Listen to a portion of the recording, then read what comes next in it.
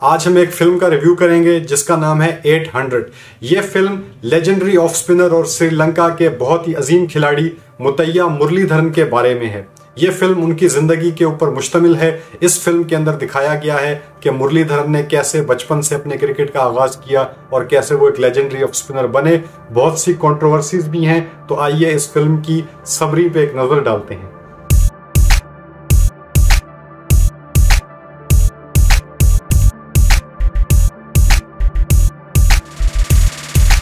Hello and अस्सलाम वालेकुम दोस्तों, welcome to cricket with Zulqarnain. Cricket की दुनिया से ताज़ा तरीन खबरें, लेजेंड्स क्रिकेटर्स के हालात जिंदगी, क्रिकेट मूवीज के बारे में दिलचस्प तजज़िये और तबसरे और क्रिकेट की दुनिया से मजेदार और दिलचस्प किस्म की खबरों के लिए हमारे चैनल को जरूर सब्सक्राइब कीजिए। शुक्रिया। 800 यानी 800, जैसा कि नंबर से ही जाहिर है कि ये मुतैया मुरलीधरन की टेस्ट विकेट की तादाद है। मुरलीधरन ने अपने टेस्ट करियर में 800 विकेट्स हासिल की, तो 800 के हिस्से को इस फिल्म का टाइटल बनाया गया है। बेसिकली ये एक इंडियन फिल्म है और ये एक तमिल लैंग्वेज की फिल्म है। इसको हिंदुस्तान के जो जनूबी हिंद में साउथ इंडिया में रहने वाले तमिल डायरेक्टर्स ने और मूवी मेकर्स ने ये फिल्म बनाई है। इस फिल्म के अंदर जिस एक्टर को लिया गया है, जिन्होंने मुतैया मुरलीधरन का रोल प्ले किया गया है, वो भी एक इंडियन एक्टर हैं। उनका नाम है मधुर मित्तल।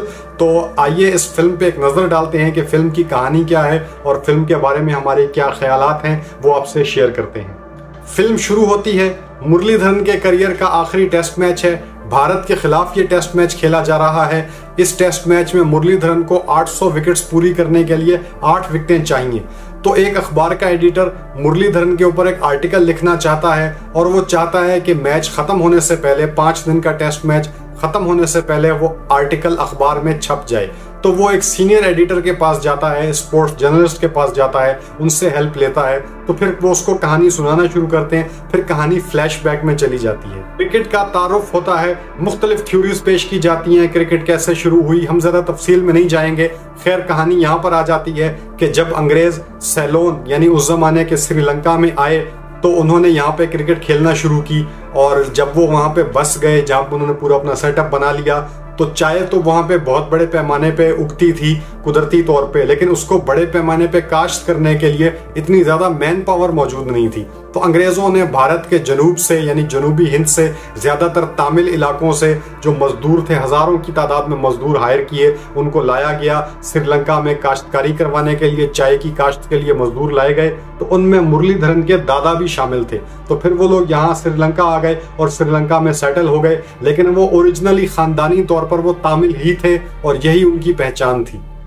अब कहानी मुरलीधरन के बचपन की तरफ जाती है। मुरलीधरन को बचपन से ही क्रिकेट खेलने का शौक था, लेकिन श्रीलंका का माहौल बहुत खराब है क्योंकि वहां पे जो तमिल टाइगर्स थे, उनकी मूवमेंट थी, उन्होंने अपने पर फैलाना शुरू कर दिए और वो बहुत मजबूत होते चले जा रहे थे। तमिल टाइगर्स के बारे में हम ज्यादा तफसील में नहीं जाएंगे, आप गूगल पे सर्च कर सकते हैं। तो तमिल टाइगर्स ने एक अलहदा वतन की मांग कर रखी थी। वो श्रीलंका के अंदर एक अलहदा तमिल रियासत बनाना चाहते थे, जिसकी वजह से जो श्रीलंका की अक्सरियत थी यानी जो सिन्हाला लोग थे वो उनके खिलाफ हो गए। और ये जो उनके मुखालफत थी ये आहिस्ता आहिस्ता तशद्दुद की शक्ल इख्तियार कर गई और तमिल लोगों का कत्लेआम शुरू हो गया। तमिल टाइगर्स की तरफ से कोई भी हंगामा होता, कोई बॉम्ब ब्लास्ट होता, कोई सुसाइड ब्लास्ट होता, कुछ भी हरकत होती, तो उसके रद्द अमल के तौर पे जो श्रीलंका की अक्सरियत थी यानी जो सिन्हाला लोग थे, वो तमिल बेगुनाह लोगों को मारना शुरू कर देते बिला वजह।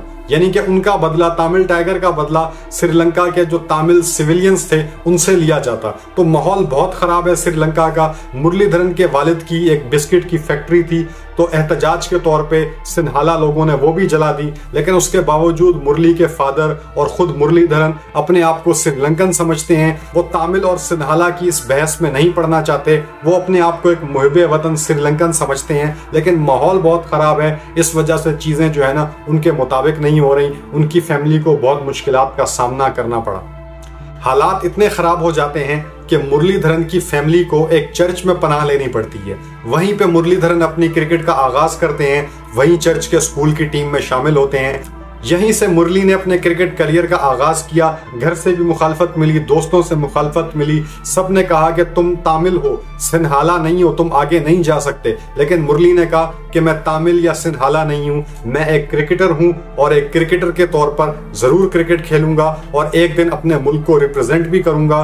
मुरलीधरन क्रिकेट को लेकर बहुत सीरियस थे और इसी तरीके से उनकी दिलचस्पी को देख के, उनके हार्डवर्क को देख के और उनके अंदर जो एक स्किल थी, जो उनका एक बॉलिंग एक्शन था, एक अनऑर्थोडॉक्स एक्शन था, उस वक्त उस एक्शन पे किसी ने एतराज नहीं किया। उसकी वजह से उनको एक बड़ी टर्न मिलती थी और अच्छी वो बॉलिंग करते थे। तो इस वजह से वो सिर्फ 19 साल की उम्र में टीम में भी शामिल हो जाते हैं। फिर आगे मुरलीधरन का सारा करियर है और उनके करियर में जो कंट्रोवर्सीज आई, जिसमें सबसे जो मेन कंट्रोवर्सीज थी वो उनकी चेकिंग के ऊपर थी कि मुरली जो है ना बॉल थ्रो करते हैं, वट्टा बॉल जिसको हम देसी जुबान में पाकिस्तान में कहते हैं कि जी वट्टा मारते हैं, या कुछ लोग कहते हैं कि जी झटका मारते हैं और इलीगल बॉलिंग एक्शन है। उनके बॉलिंग एक्शन पे बहुत एतराज होने लगा। ऑस्ट्रेलिया गए अंपायर उनको नो बॉल देते हैं। ये सारी चीजें हम सब जानते हैं, ये सारी चीजें इस फिल्म में दिखाई गई हैं। क्रिकेट वर्ल्ड कप 96 जो श्रीलंका ने जीता, वो चीज भी दिखाई गई है। फिर श्रीलंका क्रिकेट की कुछ अचीवमेंट्स भी हैं और फिर ये सारी कहानी इसी तरीके से चलती है। और इसी दौरान मुरलीधरन जो है ना आखिरकार 2010 में टेस्ट क्रिकेट से रिटायर हो जाते हैं। आखिरी विकेट चाहिए होती है और वो आखिरी विकेट ले लेते हैं और 800 विकेटें मुकम्मल करते हैं और इस तरीके से एक शानदार टेस्ट करियर का जो है ना वो एंड होता है। तो यही सारी कहानी इस फिल्म के अंदर है।